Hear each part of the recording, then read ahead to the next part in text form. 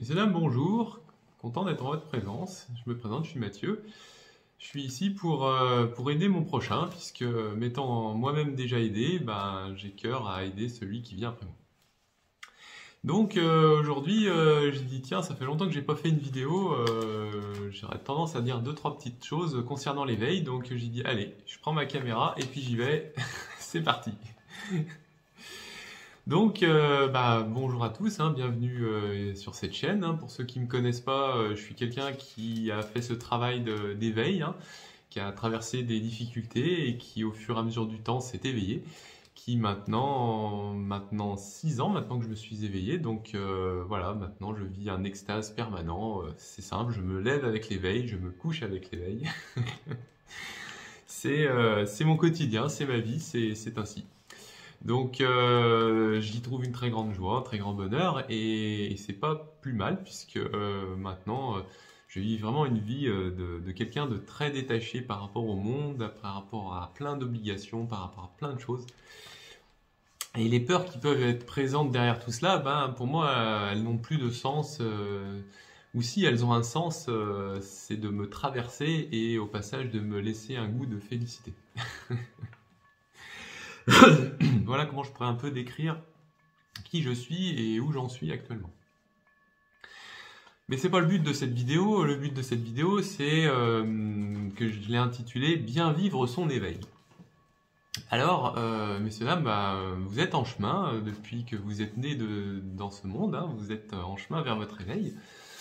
En vérité, vous êtes déjà éveillé, sauf que, au fur et à mesure du chemin, vous avez eu un certain nombre d'écueils qui vous ont fait un peu perdre cette réalité, et c'est pourquoi vous avez la sensation ou le besoin de retrouver votre réveil, là où en fait il n'y a rien à retrouver, mais bon, dont vous êtes bien obligé avec les quelques souffrances, difficultés que vous rencontrez, et ce depuis que vous êtes né. Alors moi, comme je vous dis, hein, je suis comme vous, hein, je suis passé par là, je sais ce que c'est, et moi-même, hein, dans ma vie, j'ai perdu l'éveil pendant quelques années, puisque je suis même arrivé à tomber malade, à perdre mon emploi, mes amis, ma copine, bref, un certain nombre de problèmes qui m'ont amené simplement à me retrouver en tant qu'individu. Si vous êtes intéressé sur qui je suis et par quoi je suis passé, je vous invite plutôt à regarder des vidéos de témoignages sur ma chaîne concernant ma personne. Voilà. Donc par rapport à bien vivre son éveil, hein, qui est le but de cette vidéo, il y a un certain nombre de points à comprendre pour justement prendre conscience de tout ce temps qu'on a perdu à partir dans des activités qui n'avaient de sens que de nous éloigner de notre but premier et dont, par un certain nombre de jeux d'illusions, d'attraits, d'aversion ou d'ignorance, nous ont amené effectivement à nous éloigner de notre but. Et donc, pour retrouver un peu notre chemin vers l'éveil, ou tout simplement cultiver l'éveil, hein, au quotidien, il y a un certain nombre de points que j'ai notés, hein, qui me paraissent assez intéressants dans cette vidéo, pour justement vous qui voulez retrouver votre éveil ou qui êtes en chemin vers votre éveil et dont vous ne savez pas forcément tous ces points-là. Et donc peut-être que ça va peut-être vous aider. Donc j'en ai noté 1, 2, 3, 4, 5, 6, 7, 8, 9. 9 points dans lesquels, si vous suivez ces 9 points, normalement vous avez une grande chance, pour pas dire 100% des chances, de retrouver votre éveil. Et quelle chance au fond, puisque vous allez connaître cette félicité qui, à mon sens, est le fruit d'un parcours réussi dans l'éveil. Donc le premier point, je commence par le premier, hein, c'est de passer du temps seul. Alors ça peut paraître un peu anodin, mais le fait de passer du temps seul, c'est une occasion pour vous justement pour vous retrouver. Pour tout simplement être avec vous-même, sans personne avec qui discuter, avec qui échanger, et donc avec qui vous accrocher ou vous illusionner, hein, ou vous chamailler ou être heureux. Et justement, c'est bien ça le premier point, c'est de se retrouver seul pour justement être face à soi-même dans les difficultés comme dans les bonheurs. Pourquoi? Parce que quand on est avec d'autres personnes, certes, on a des fois des difficultés qui sont partagées, certes, on a des bonheurs qui, certes, sont aussi partagés, mais ce sont des difficultés ou des bonheurs partagés, c'est-à-dire que on se fond avec l'autre dans les difficultés ou dans les bonheurs, Mais quand vient le moment d'être seul avec soi, ben, on ne sait plus trop si c'est nous ou si c'est l'autre qui rencontrons les difficultés ou qui rencontrons les bonheurs. Et on ne cherche sans cesse qu'à retrouver le contact avec l'autre pour justement éprouver cette sensation qui, au contact des autres, nous est très agréable. Et donc, bien sûr, quand on est seul, ça nous vient un peu un challenge, voire un combat. Donc, se retrouver seul, passer du temps seul, c'est une manière justement de faire ce même travail qu'avec des personnes que l'on côtoie, mais seul. Et ça a pour but justement de se connaître et puis surtout de savoir se maîtriser quand justement viennent des difficultés. Parce qu'effectivement, à vouloir connaître l'éveil, mais à ne pas s'accepter tel que l'on est, c'est-à-dire des fois en colère, des fois avide, des fois ignorant, eh bien c'est retarder le moment où on va retrouver qui l'on est, c'est-à-dire ce bonheur ou cette sensation qui nous est propre et dont seuls nous, avec nous-mêmes, pouvons savoir ce que c'est que cette sensation. Et donc, bien sûr, on cherche cette sensation quand on est au contact des autres, sans cesse pour justement se sentir vivre. Alors qu'en vérité, on a cette sensation en nous, il ne tient qu'à nous de la cultiver, et il n'y a pas de problème à ce moment-là à la cultiver, et même quand on est seul aussi. Voilà. Donc passer du temps seul, c'est une première étape justement pour se connaître et puis retrouver un peu ce bonheur. Alors bien sûr, on peut très bien aller être avec les autres pour apprendre à savoir qui l'on est. Mais la quête spirituelle, c'est pas quelque chose que l'on partage. Même si je vous partage ma compréhension de celle-ci, il y a quand même une part qui est d'individualité, de solitude, qui doit être faite pour justement savoir de quoi on parle. Parce que se référer à l'expérience d'un autre, on se réfère peut-être à l'expérience d'un autre, mais c'est juste l'expérience d'un autre, c'est pas la nôtre. Et c'est important justement de bien comprendre cela, nous qui sommes des fois un peu à vivre assez souvent en société et très peu seul avec soi. Un deuxième point qui me paraît important pour justement retrouver notre éveil, quand on est ce chercheur en quête de son éveil, c'est de s'observer, de ne pas réagir à ce que l'on voit. Quand on est seul avec soi-même, on a un certain nombre de choses qui nous reviennent, que ce soit des souvenirs ou des expectatives, des difficultés à vivre dans le moment présent. Ce sont des occasions justement à voir notre non-présence à soi. Typiquement, quand on est pris dans des pensées, ou quand on est à penser à quelque chose du futur, que ce soit du passé ou du futur, en fait, on a du mal à être attentif. Et être attentif, c'est justement le but quand on est seul avec soi et que l'on s'observe, c'est-à-dire de prendre conscience qu'il y a des choses qui nous traversent et que ces choses-là, tant qu'on n'est pas suffisamment attentif, vigilant, qu'on est conscient tout simplement de ce que l'on traverse, eh bien on a tendance à soit fuir le problème, ou soit être pris par le problème, ou alors une troisième possibilité, à rejeter le problème. Ces trois possibilités, en fait, ce sont des actions que l'on mène, et je dis bien des actions, donc quelque part on réagit, et ça, ce n'est pas quelque chose à envisager. Pourquoi ? Parce que l'éveil ne se trouve pas dans l'action, l'éveil se trouve dans l'inaction. Et justement, observer sans réagir, c'est le but de ce second point, qui est effectivement d'arriver à observer quelque chose qui nous traverse, donc en prendre conscience, donc première étape, prendre conscience de quelque chose qui nous traverse, pour justement éviter cette fuite dans le quotidien. Une deuxième, c'est effectivement de voir que ce qui nous traverse, ce n'est ni à cultiver, ni à rejeter. Donc deuxième et troisième point. Donc ces trois activités, que sont de prendre conscience, de ne pas entretenir la pensée, de ne pas la rejeter, c'est le travail de l'observateur qui, dans ce second point, observe ce qu'il voit lorsqu'il en est traversé. Et cette phase-là est très importante justement pour retrouver cette conscience à soi, ou ce chemin vers l'éveil qui, une fois pris en considération, va nous amener bien sûr la félicité à la fin. Et effectivement, pour éviter de se créer de nouvelles barrières ou de nouvelles souffrances, il est bon donc de ne pas réagir à ce que l'on voit, de ce que l'on observe, ou de ce que l'on sent, ou de ce que l'on touche, de ce que l'on goûte, de ce que l'on voit, ou de ce que l'on entend, de ce que l'on sent, ou de ce que l'on pense. donc au travers des 6 sens.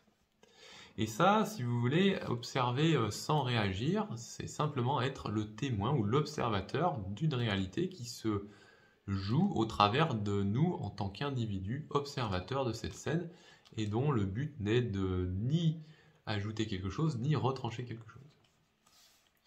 Un troisième point qui me paraît important pour retrouver notre éveil, hein, quand on est ce chercheur en quête de son éveil, c'est d'accepter d'être patient avec ce qui nous traverse. Ben oui, effectivement, on a déjà vu ça un petit peu dans le point précédent, quand on observe sans réagir, ça demande à notre personne d'être attentif et aussi d'être patient, parce que il y a certaines souffrances, certaines difficultés, certains problèmes, certaines pensées, certaines sensations, certaines perceptions, certaines mémoires, certaines images, certains vécus qui demandent à être observé pendant un certain laps de temps. Et ce temps-là, en fait, il dépend de ce phénomène qui traverse l'individu au moment où il en est traversé. Et là, il est bon d'avoir un peu de la patience vis-à-vis de soi par rapport à quelque chose qui nous traverse. Et ça, c'est un point important de savoir être patient avec ce phénomène qui nous traverse, et de comprendre que si ce phénomène est présent dans notre vie, c'est qu'il a à être vécu, à être traversé et à donner son fruit. 3 étapes. Donc quand ce phénomène apparaît, prenez-en conscience, observez ce phénomène qui vous correspond, hein, qui vous est propre, hein. Chacun a ses phénomènes, chacun a sa vie, hein, chacun a son lot de problèmes, chacun a son lot de bonheur. Et voyez par rapport à vous et vos problèmes et vos bonheurs, à rester attentif ou présent à cela, qu'il soit court ou long, agréable ou désagréable, difficile ou facile,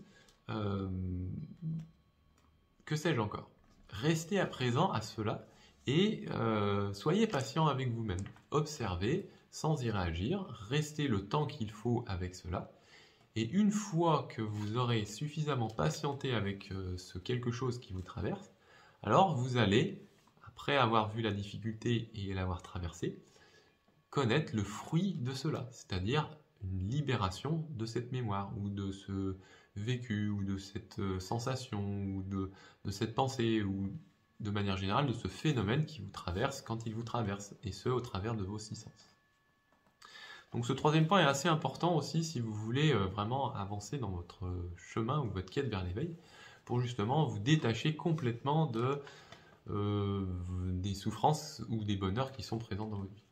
Parce que oui, je précise un petit peu au passage, c'est qu'il y a certains bonheurs, si on cherche à les cultiver, en vérité, ils ne sont pas non plus à cultiver. Les bonheurs n'ont pas besoin d'être cultivés, les bonheurs se manifestent spontanément. Et c'est ça qu'il faut comprendre quand je dis ne cultivez pas le bonheur, c'est d'accepter qu'à un moment donné, vous pouvez être traversé par une sensation agréable. Et si vous cherchez à l'entretenir, vous allez cultiver au passage l'avidité. Or, ce n'est pas souhaité. C'est pourquoi, en fait, le bonheur, si on veut véritablement connaître le bonheur, il est bon d'accepter le bonheur tel qu'il est, sans vouloir lui ajouter ce désir que ce bonheur continue. Ce point est très important, j'insiste, hein, c'est encore le point numéro 2, observer sans réagir. Quand vous avez quelque chose d'agréable, acceptez ce quelque chose d'agréable, mais ne cherchez pas à le maintenir, sinon vous allez le perdre. Et c'est ça la clé de ceux qui s'éveillent, hein, c'est-à-dire qu'une fois qu'ils commencent à goûter au bonheur, eh bien, pour permettre à ce que ce bonheur continue, ils restent présents à ce bonheur sans pour autant le cultiver. Et la résultante, c'est de rester dans ce bonheur, et en plus de ne fournir aucun effort pour rester dans ce bonheur. Donc encore plus d'occasions de rester dans ce bonheur, sachant que l'observation, c'est la voie du milieu, hein, c'est la voie de la neutralité. Et donc, quelque part, de connaître encore plus la félicité. Bah oui, encore une fois, je vous le dis, hein, la félicité, elle se trouve pas dans l'action, la félicité, elle se trouve dans l'inaction. Et c'est quand vous cessez toute activité que vous pouvez demeurer dans cette félicité. Donc voilà pour le troisième point concernant bien vivre votre éveil. Un quatrième point qui vient ensuite, c'est une fois que vous avez traversé un certain nombre de souffrances, vous connaissez un petit peu ce bonheur, hein, ça vient petit à petit, à force d'être suffisamment observateur, de patienter avec les difficultés que vous rencontrez, vous commencez à trouver certain nombre de fruits, comme justement cette joie, ce calme, cette tranquillité qui viennent une fois que vos souffrances ont cessé, et dont par votre observation et votre patience à rester présent sans y réagir, vous amène ce fruit. Donc, cette quatrième étape, c'est apprécier votre bonheur.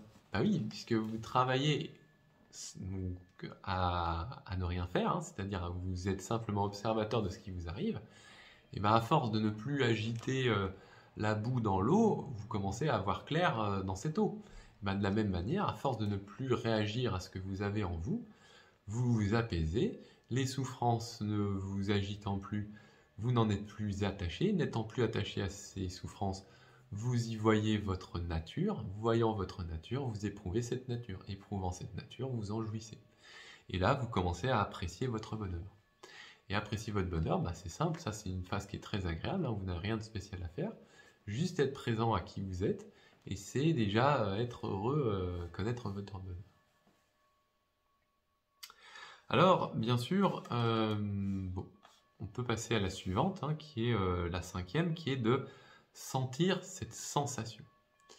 Une fois que vous commencez à éprouver ce bonheur, donc j'en parle un petit peu, vous y trouvez un certain calme, une certaine joie, une certaine tranquillité, c'est très peu perceptible, c'est-à-dire c'est présent comme une sorte de sensation qui vous est encore vague, mais dont vous éprouvez quand même un bienfait, c'est-à-dire au moins vous ne souffrez plus. Une fois que vous arrivez à ce niveau-là, en fait, il y a une sensation qui se dégage, hein, qui est généralement une sensation agréable.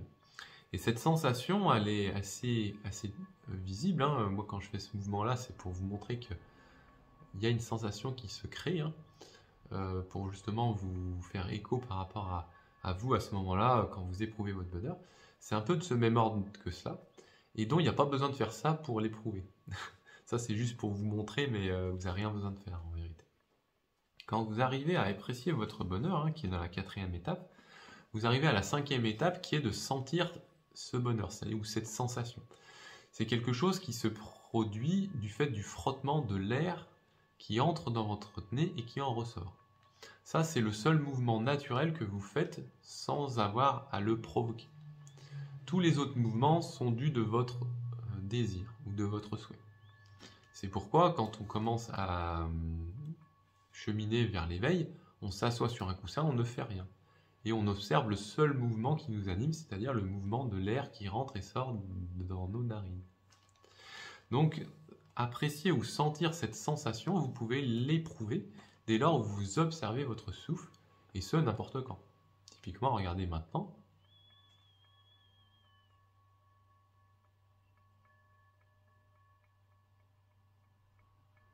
Cette sensation que l'air provoque quand il rentre et quand il sort de votre nez, eh ben, c'est une occasion justement de trouver cette sensation. Vous n'avez pas besoin de la provoquer, mais à y être attentif énormément. C'est ce qui crée ou qui vous met dans la bonne condition pour éprouver votre éveil de manière stable et durable. Être attentif, être vigilant, être observateur. Donc arriver à sentir cette sensation, hein, eh bien, c'est important pour vous. Pourquoi? Parce que c'est le curseur qui vous dit si vous êtes en connexion avec vous-même ou non. Si vous n'êtes pas en connexion avec vous-même, vous n'avez pas cette sensation. Et vous cherchez sans cesse à trouver cette sensation dans des activités qui vous donnent cette sensation. Si vous êtes avec cette sensation, vous êtes tout simplement avec vous-même, c'est-à-dire vous êtes éveillé, vous avez votre connexion qui se fait. Vous êtes conscient de cette sensation qui est le résultat entre votre corps et votre esprit. Et donc, bien sûr, cette chimie entre le corps et l'esprit vous donne cette sensation. Voilà comment vous pouvez sentir cette sensation. Mais encore une fois, vous n'avez rien besoin de faire pour cette sensation. Si vous faites quelque chose pour cette sensation, comprenez que vous avez à revenir aux étapes précédentes, c'est-à-dire passer du temps seul avec vous-même, d'observer sans réagir, d'accepter ce que vous rencontrez comme souffrance, apprécier votre bonheur, et ainsi vous verrez cette sensation apparaître en vous. Un point suivant, hein, c'est le 2, 3, 4, 5, 6, le sixième point, c'est la perception. C'est-à-dire qu'à partir du moment où vous avez développé cette sensation, vous commencez petit à petit à être conscient de vous-même, vous êtes présent à vous-même, et de cela, vous en éprouvez une sensation. Cette sensation, ensuite, se traduit par une perception. Une sensation, bon, je pense que c'est clair maintenant, on sait à peu près de quoi il en est question. Pour ce qui est de la perception, c'est un niveau supérieur. C'est-à-dire qu'autant la sensation, c'est quelque chose de très agréable hein, quand elle se produit. Si elle n'est pas agréable, c'est-à-dire qu'il y a encore des choses à travailler ou à observer pour qu'elle ne soit plus désagréable. Elle peut être neutre, dans ce cas-là, c'est une étape intermédiaire avant qu'elle soit bénéfique. Et donc la perception, c'est le niveau suivant qui est d'une sensation, donc généralement agréable, mais elle peut être aussi désagréable ou neutre, apparaît une perception. Une perception, encore une fois, c'est quoi? C'est quelque chose qui vient d'une sensation et qui nous donne une impression ou une perception qu'on a quelque chose qui est en désaccord ou en accord avec nous-mêmes.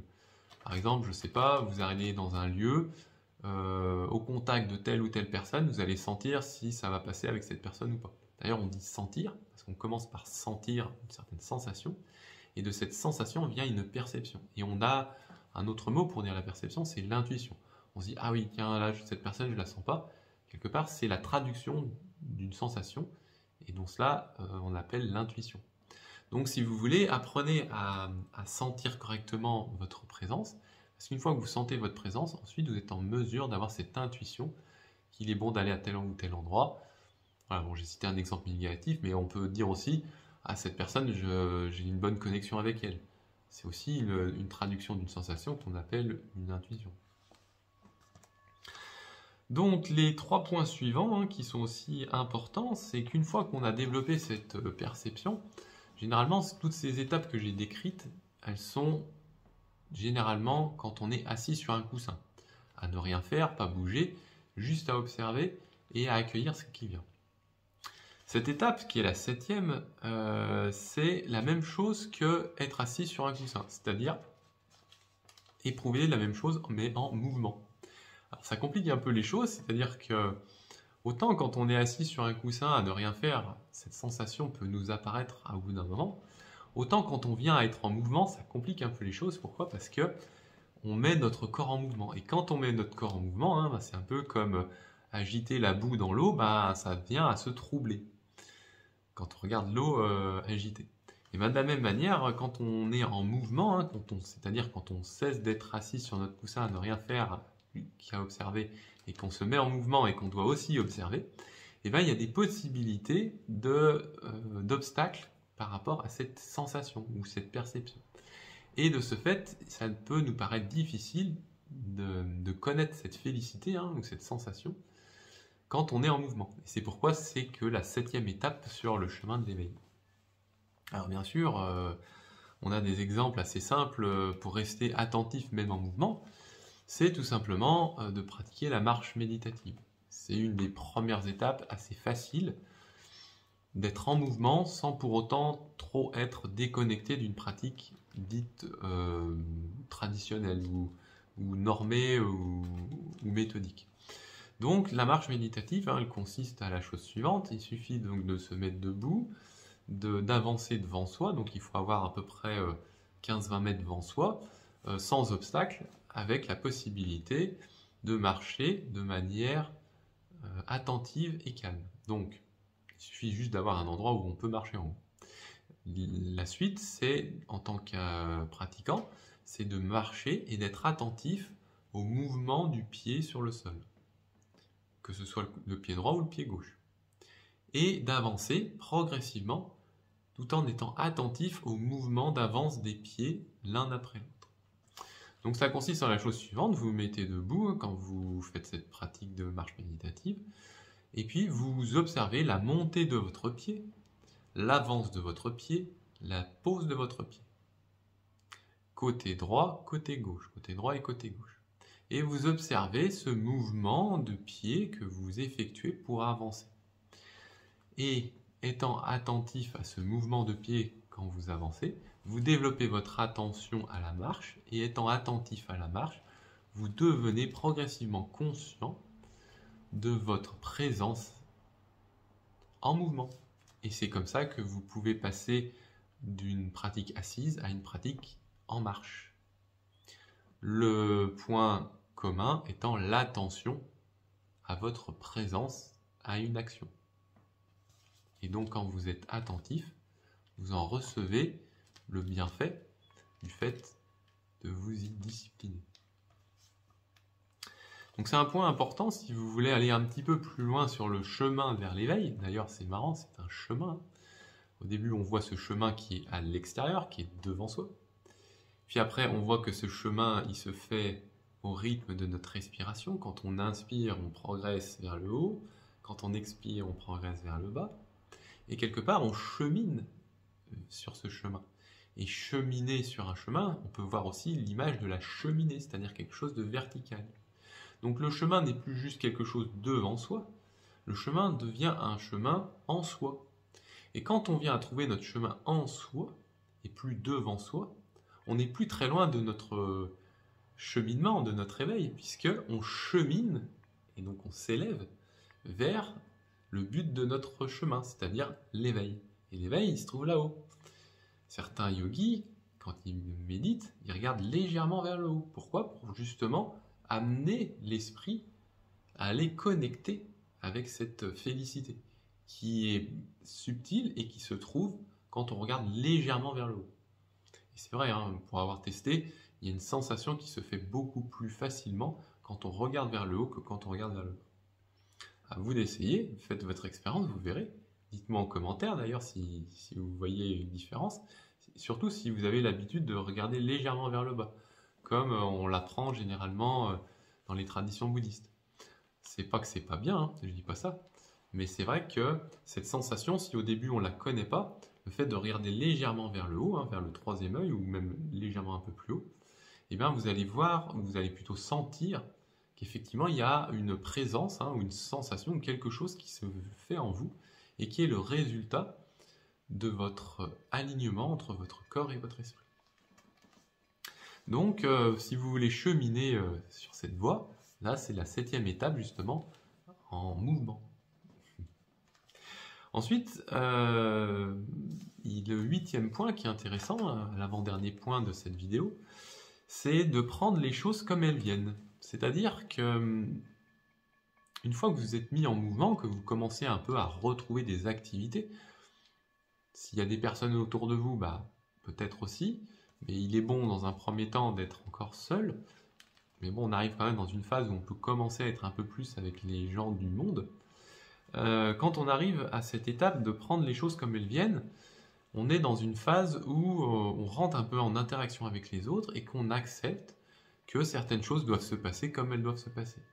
On n'est pas là pour intervenir dans ce monde, on est là pour vivre en accord avec ce qui se passe dans ce monde, c'est-à-dire à être témoin, observateur, et à rester centré avec cette sensation qui est le curseur de notre vitalité et de notre vie sur Terre. Si quelqu'un en face de nous s'énerve, quand elle s'énerve, elle s'énerve.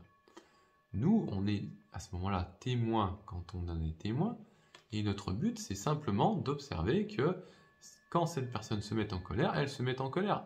Et en tant qu'observateur, quand je vois cela, bah, je vois juste quelqu'un qui est en train de se mettre en colère quand elle se met en colère. C'est tout.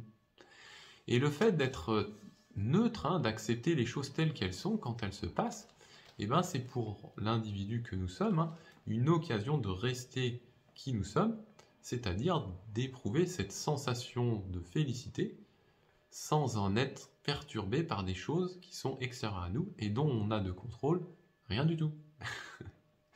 Et donc, quand ça se produit. Et donc, justement, cette étape, hein, qui est la 8e, prendre les choses comme elles viennent, c'est-à-dire savoir garder sa tempérance ou sa maîtrise de soi face à des actions qui ne sont pas de soi. Surtout si c'est une personne à l'extérieur de nous qui agit d'une certaine manière et dont on sait très bien que la colère n'est pas la réponse à une situation. La réponse à une situation, c'est l'observation. Donc cette étape, la 8e étape, est super intéressante pour celui qui veut continuer son cheminement, puisque quand on est à cette étape et qu'on accepte que les choses soient comme elles sont, et qu'en plus on ne cesse d'y réagir et qu'on est simplement témoin, et qu'on reste avec notre félicité en nous, eh bien à ce moment-là, on est vraiment à un moment donné dans notre vie où on est capable d'accepter des choses qui habituellement, si on n'est pas centré et vigilant, eh ben on se laisse emporter par ces choses-là, on en se met en colère, on s'y attache ou on s'ignore, et de ce fait, on perd notre essence qui est la félicité. Et donc, on se crée des écueils. Mais que si on reste justement à accepter ces choses telles qu'elles viennent, sans les changer, ni vouloir qu'elles soient autrement, alors à ce moment-là, non seulement on reste centré vis-à-vis de soi, et on accepte le monde tel qu'il est. Et donc, bien sûr, le résultat, c'est de demeurer avec cette félicité, là où d'autres aimeraient tant être là-dedans, sans une certaine maîtrise, ils n'y arrivent pas. Et finalement, le dernier point, justement, c'est de ne rien attendre de spécial. Alors ça peut paraître un peu redondant par rapport au point précédent, mais justement, quand on vient à s'éveiller, et c'est pourquoi ce point est en dernier, c'est que on se dit, ah bah ouais, c'est super, là je suis en train de m'éveiller, j'ai cette félicité, donc c'est super, je vais pouvoir faire plein de choses, je vais pouvoir réaliser des trucs géniaux. Non, non, justement. Justement, c'est déjà en vous à ce moment-là. À ce moment-là, c'est déjà en vous. Quand ça se produit, ça se produit. Et il n'y a rien besoin de faire de spécial. C'est ça la clé, hein. Moi-même, je suis passé par cette phase-là à un moment donné. Ça fait 6 ans que je me suis éveillé. Je me suis dit, mais c'est l'occasion. Je vais enseigner aux gens, je vais leur dire ce que c'est que l'éveil. Je vais les motiver. Je vais justement faire quelque chose pour cela. Et en fait, c'est là le piège, et en même temps, c'est pourquoi c'est génial de vivre l'éveil.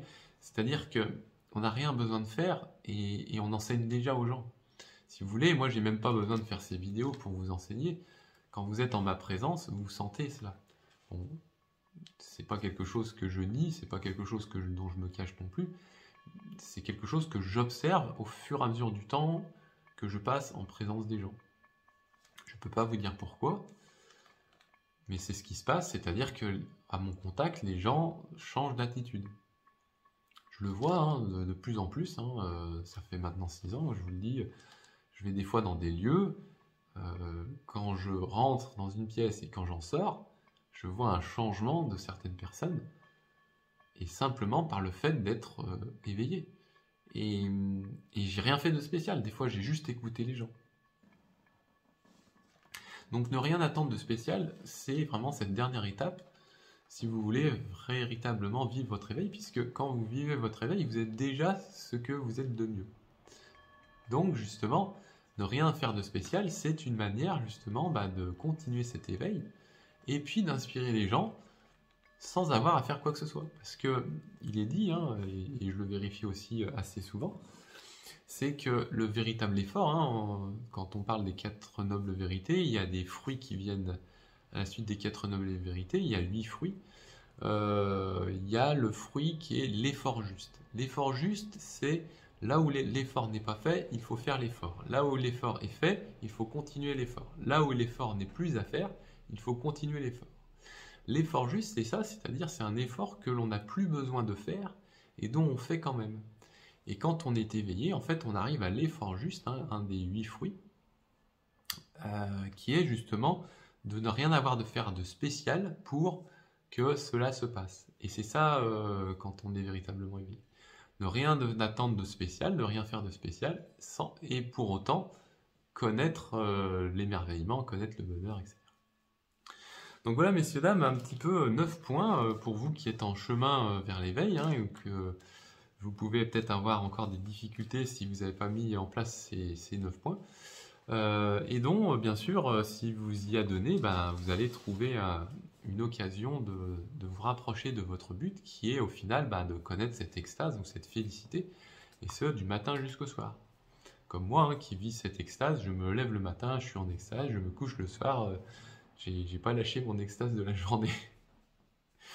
Et voilà, donc c'est un peu ce qui vous attend si vous faites ces efforts, hein. C'est des efforts qui sont justement de ne rien faire de spécial, si ce n'est d'être présent à vous-même. Et donc, bien sûr, c'est un chemin qui est progressif, c'est un chemin spirituel. Voilà, messieurs, dames, je vous remercie de m'avoir écouté. Je vous souhaite de passer une bonne journée. Puissiez-vous atteindre l'éveil. Puissiez-vous raffiner ce chemin jusqu'à justement éprouver cette félicité et à arriver à un moment donné où cette félicité ne vous quittera plus et donc vous serez comme l'éveillé. Bonne journée.